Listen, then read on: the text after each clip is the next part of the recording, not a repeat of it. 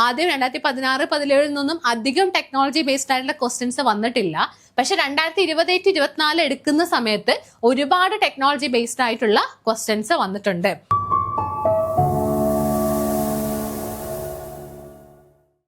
Hi hello, welcome to competitive cracker. ഞാൻ ധന്യ.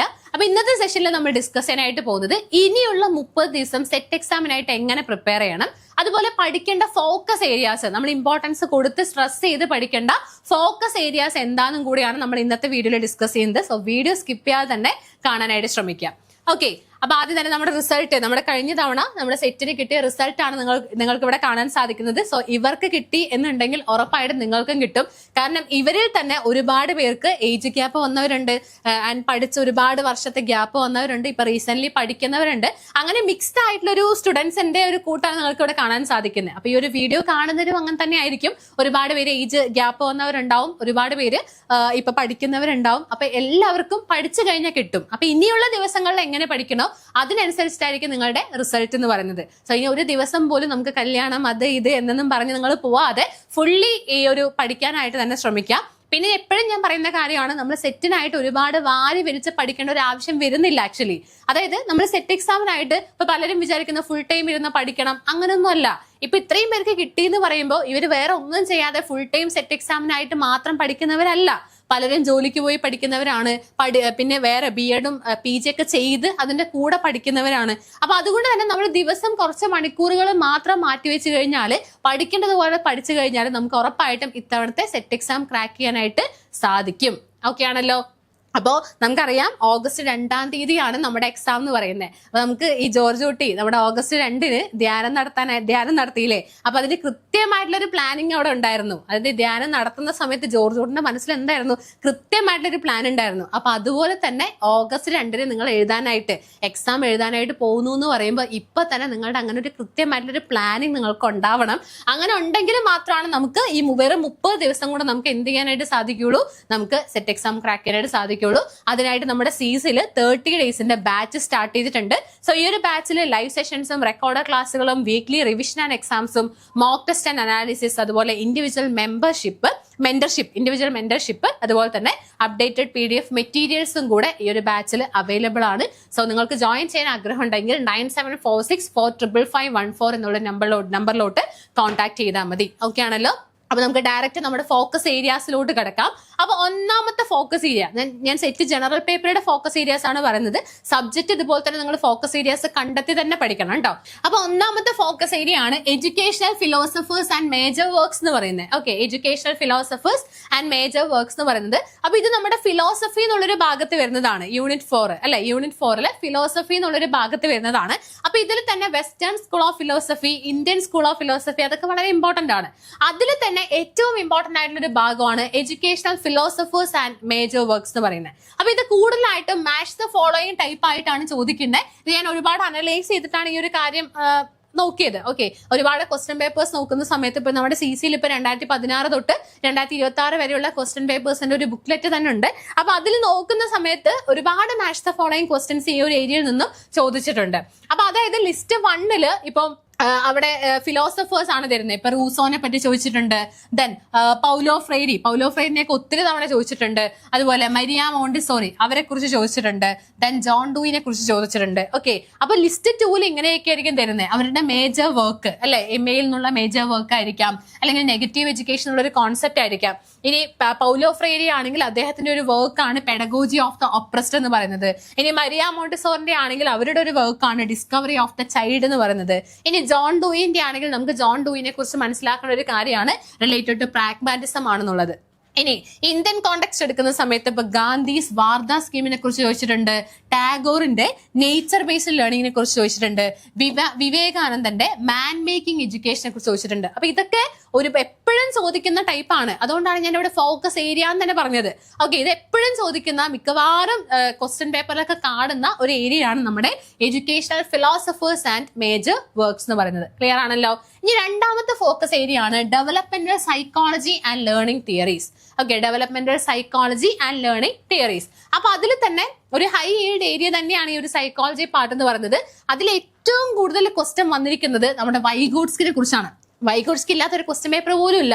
ഇത് പക്ഷെ ഞാൻ എല്ലാത്തിലും പറയുന്നത്. അപ്പൊ കേട്ടിട്ടാണെങ്കിലും സീറ്റിട്ടാണെങ്കിലും ഈവൻ നെറ്റ് എക്സാമിന് പോലും വൈഗോട്സ്കിനെ കുറിച്ച് ഒരുപാട് ക്വസ്റ്റ്യൻസ് വരാറുണ്ട്. അപ്പൊ നമ്മുടെ നെറ്റിന് വരുന്നു എന്ന് പറയുമ്പോൾ പിന്നെ സെറ്റിന് വരാതിരിക്കില്ല. കാരണം സെറ്റിനാണ് സൈക്കോളജി പാർട്ട് കുറച്ചുകൂടെ കൂടുതൽ കമ്പാരിറ്റീവ്ലി നെറ്റ്. ഓക്കെ, നെറ്റിനെ കമ്പയർ ചെയ്യുമ്പോൾ സെറ്റിനാണ് വൈഗോട്സ്കിന് നമ്മുടെ സൈക്കോളജി പാർട്ട് കുറച്ചുകൂടെ കൂടുതലുള്ളത്. അപ്പൊ അതിൽ വൈഗോട്സ്കിനെ പറ്റി ഒരുപാട് ക്വസ്റ്റ്യൻസ് ചോദിച്ചിട്ടുണ്ട്. അപ്പൊ കൊഗ്നിറ്റീവ് സ്റ്റേജസ്, പിയാഷന്റെ കൊഗ്നിറ്റീവ് സ്റ്റേജസ്, അതുപോലെ തന്നെ social constructivism and the zone of proximal development. വൈഗോട്സ്കിന്റെ സോഷ്യൽ കൺസ്ട്രക്റ്റിവിസം ആണ് അദ്ദേഹത്തിന്റെ തിയറിന്റെ പേര്. ദെൻ പിന്നെ ചോദിക്കുന്നത് ZPD-നെ കുറിച്ചാണ്, സോൺ ഓഫ് പ്രോക്സിമൽ ഡെവലപ്മെന്റിനെ കുറിച്ചാണ്. പിന്നെ ലേണിംഗ് ഹൈറാർക്കീസ് എന്ന് പറയുമ്പോൾ ഗാഗ്നയുടെ 8 ടൈപ്പ് ഓഫ് ലേണിംഗ് അല്ലെ, 8 level of learning, signal learning, stimulus response learning, chaining, verbal association എന്ന് പറയുന്ന ഏറ്റവും അവസാനം പ്രോബ്ലം സോൾവിംഗ് ആണ്. അപ്പൊ അങ്ങനെ 8 ലെവൽസ് ഓഫ് ലേണിംഗിനെ കുറിച്ച് ഒരുപാട് ക്വസ്റ്റ്യൻസ് വരാറുണ്ട്. ദെൻ കണ്ടീഷനിങ് ആണ്. ആ കണ്ടീഷനിങ് തന്നെ ക്ലാസിക്കൽ കണ്ടീഷനിങ്ങും അതുപോലെ തന്നെ ഒപ്പറാൻഡ് കണ്ടീഷനിങ്, നമ്മുടെ സ്കിന്നറുടെ ഒപ്പറാൻഡ് കണ്ടീഷനിങ്, അങ്ങനെ കണ്ടീഷനിങ്ങിനെ കുറിച്ച് ചോദിക്കാറുണ്ട്. ഇനി ഇത് കൂടാതെ തന്നെ ഒരുപാടുണ്ട് കേട്ടോ. ഞാൻ പറഞ്ഞത് ഈ ഒരു ഏരിയ നിങ്ങൾ ഒരിക്കലും സ്കിപ്പ് ചെയ്യരുത് എന്നൊരു കാര്യമാണ് ഞാൻ പറഞ്ഞത്. അല്ലാതെ ഇത് മാത്രം ചോദിക്കുന്നല്ല പറയുന്നത്. പക്ഷെ ഈ ഏരിയ നിങ്ങൾ ഒരിക്കലും സ്കിപ്പ് ചെയ്യരുത്.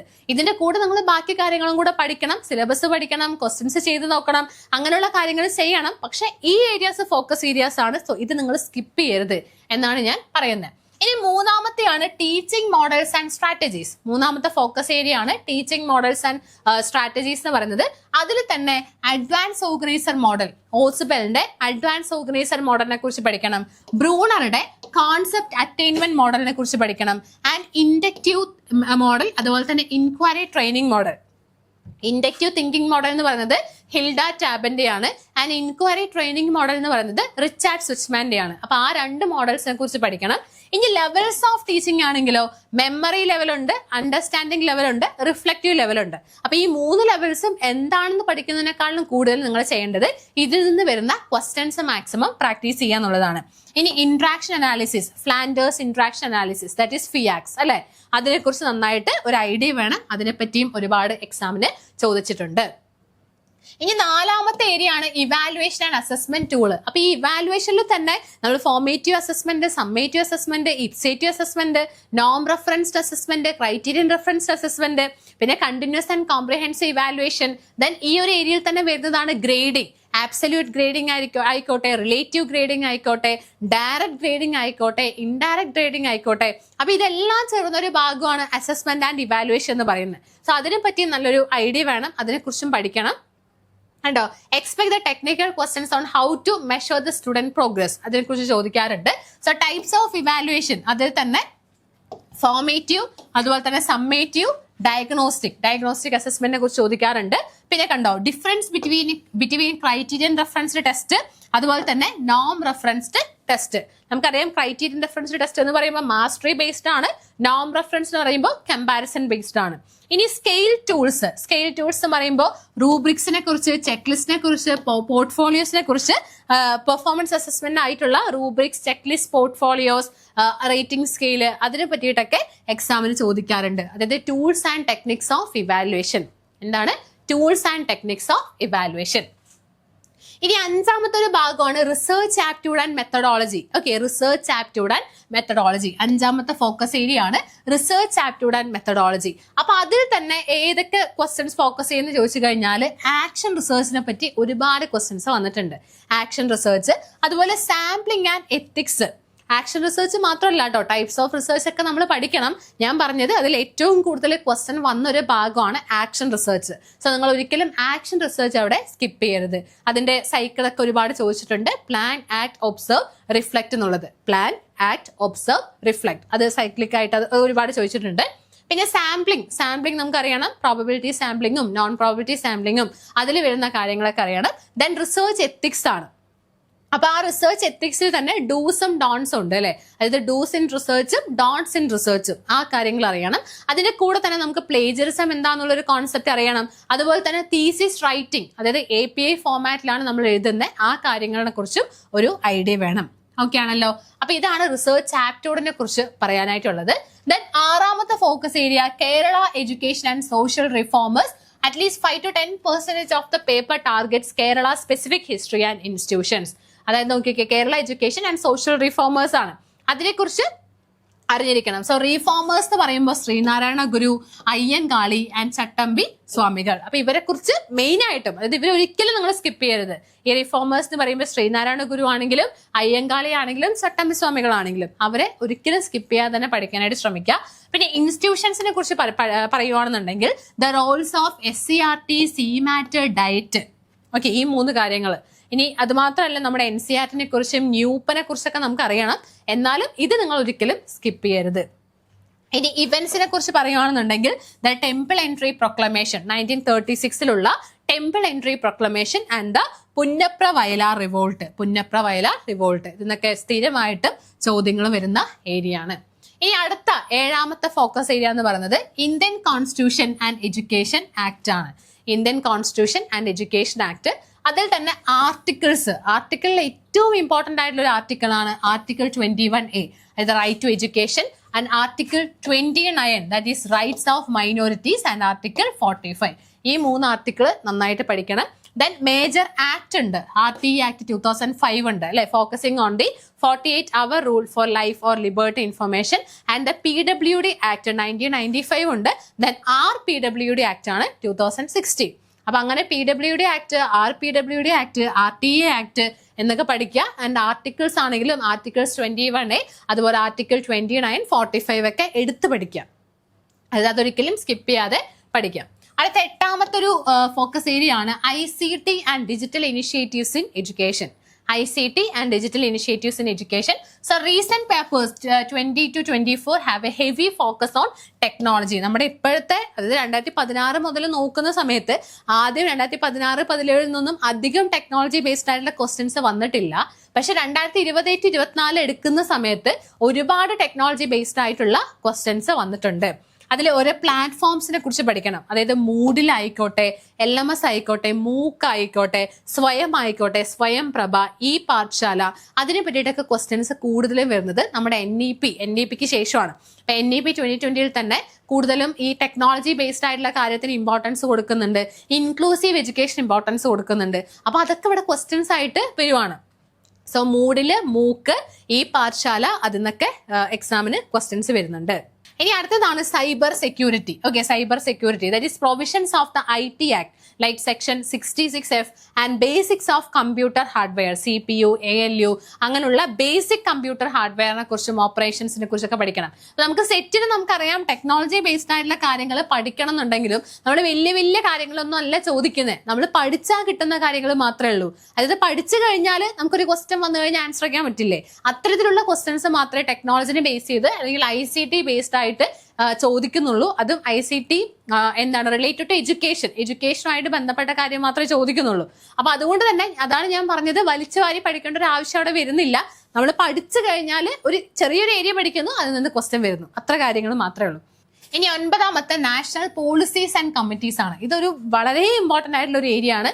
അതായത് നിങ്ങൾ ഏത് സ്കിപ്പ് ചെയ്താലും ഈ ഒരു ഏരിയ നിങ്ങൾ ഒരിക്കലും സ്കിപ്പ് ചെയ്യരുത്. പോളിസീസ് ഓൺ എഡ്യൂക്കേഷൻ എന്നുള്ളത് ഒരുപാട് പോളിസീസ്, നമുക്കിപ്പോൾ നാഷണൽ എഡ്യൂക്കേഷൻ പോളിസി ആയിക്കോട്ടെ, 86 ആയിക്കോട്ടെ, 68 ആയിക്കോട്ടെ, പ്രോഗ്രാം ഓഫ് ആക്ഷൻ 1992 ആയിക്കോട്ടെ, അല്ലെങ്കിൽ നമ്മുടെ റീസെന്റ് വന്ന 2020 ആയിക്കോട്ടെ, ആൻഡ് കമ്മിറ്റീസ് ആണെന്നുണ്ടെങ്കിലും നമ്മുടെ രാമമൂർത്തി കമ്മിറ്റി, കോത്താരി കമ്മീഷൻ, അതുപോലെ തന്നെ നമ്മുടെ secondary education commission, university education commission, അങ്ങനെയുള്ള കമ്മീഷൻസും കമ്മിറ്റീസും പോളിസീസ് ഒക്കെ പഠിക്കണം. പക്ഷെ അതിലും എല്ലാം പഠിക്കണ്ട, പക്ഷെ പോയിന്റ് വൈസ് ആയിട്ട് പഠിക്കേണ്ടത് മാത്രം പഠിച്ചാൽ മതി. ഇപ്പൊ ഈ പോളിസീസിലാണ് നമുക്ക് പഠിക്കേണ്ട 1986, ഓക്കെ, 1986, പിന്നെ 68, 2020 ഒക്കെ പഠിക്കണം. ദെൻ കമ്മിറ്റി ആണെങ്കിലും യശ്പാൽ കമ്മിറ്റി, അതുപോലെ സാർജന്റ് റിപ്പോർട്ട്, അതൊക്കെ നമ്മൾ പഠിക്കേണ്ടതായിട്ടുണ്ട്.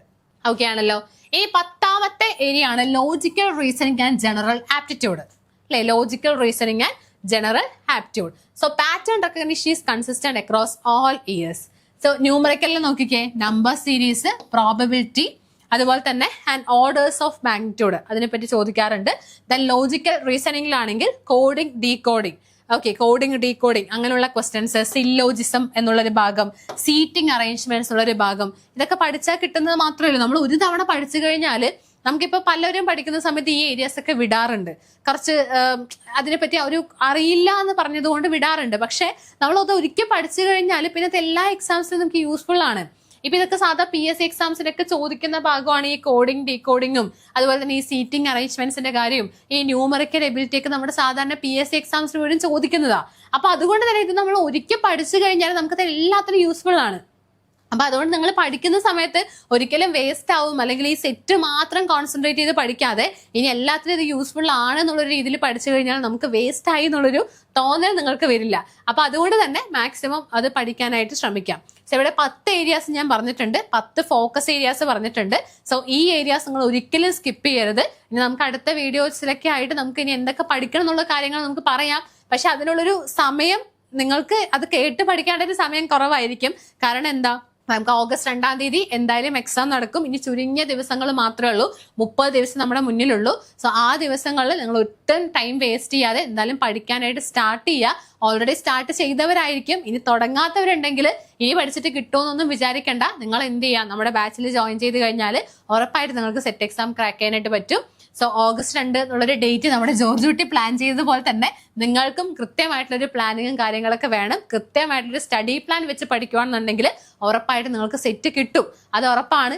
കാരണം നമുക്ക് ഇവിടെ ക്വാളിഫൈഡ് ആയിട്ടുള്ള ഒരുപാട് സ്റ്റുഡൻസ് ഇപ്പൊ ലാസ്റ്റ് ബൂസ്റ്റർ ബാച്ചിലൊക്കെ ജോയിൻ ചെയ്ത് പഠിച്ച ഒരുപാട് സ്റ്റുഡൻസിന് സെറ്റ് കിട്ടിയിട്ടുണ്ട്. അപ്പൊ അതുകൊണ്ടാണ് പറയുന്നത്. അപ്പൊ നിങ്ങൾക്ക് ഇൻട്രസ്റ്റഡ് ആണെന്നുണ്ടെങ്കിൽ ഈ ഒരു നമ്പറിലോട്ട് കോൺടാക്ട് ചെയ്യുക. 97464551 എന്നുള്ള നമ്പറിലോട്ട് കോൺടാക്ട് ചെയ്താൽ മതി. അപ്പൊ എന്തെങ്കിലും ഡൗട്ടോ കാര്യങ്ങളൊക്കെ ഉണ്ടെങ്കിൽ നിങ്ങൾക്ക് ഈ വീഡിയോന് താഴെ തന്നെ കമന്റ് ചെയ്യാവുന്നതാണ്. So that's all from this session. Thank you.